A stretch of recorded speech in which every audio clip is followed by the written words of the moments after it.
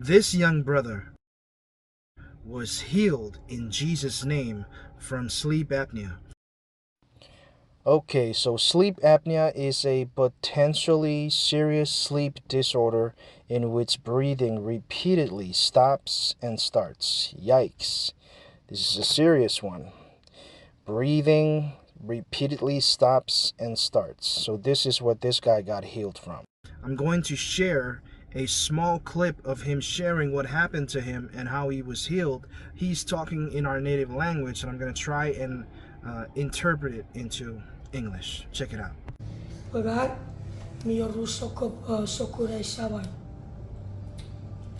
Ewin mi oruan osira rekarna sleep apnea. Era oruan ewa panofiti appointment. Yora ripun mi uriye nera metori peperen.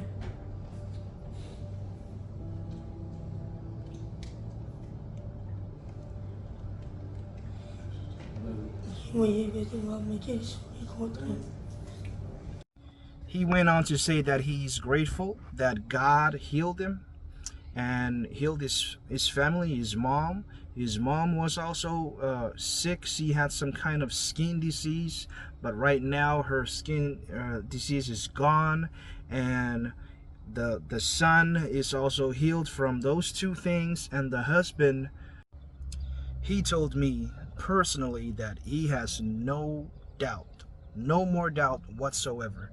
He has seen the healing power of Jesus in his family, with the wife, with his son. He has no doubt that Jesus Christ is the Lord and Savior of this world. And I just want to say this. May that testimony encourage you. But I want to say this. More than healing, more than deliverance, more than the miracles, God wants to save you. God wants to save me.